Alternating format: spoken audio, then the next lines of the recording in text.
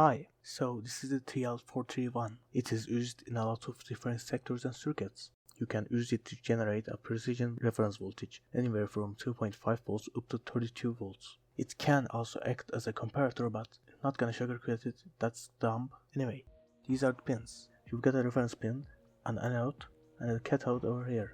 Let's follow along with one of the datasheet example uses. We will need an appropriate load resistor to avoid frying the IC.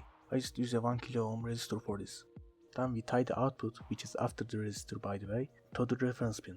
I also like to throw in a decoupling capacitor between the reference and anode for stability. So let's switch over to the breadboard.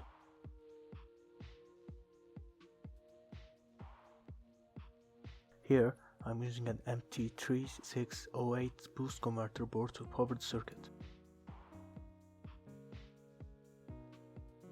I'll vary the input voltage, and as you can see, the output of the IC stays the same, nice and stable.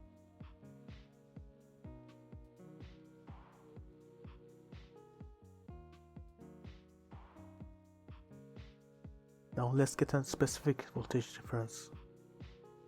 To do that, we'll use a voltage divider, calculated by this formula, or well, just use an online calculator, no shame in that. Connect the voltage divider to the reference pin like this.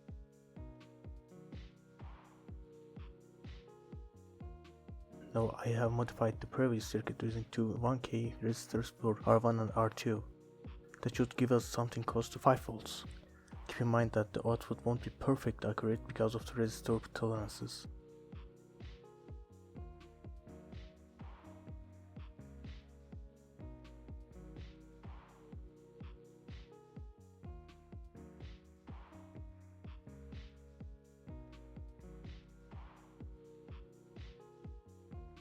And that's about it. Simple, useful, and honestly, kind of cool.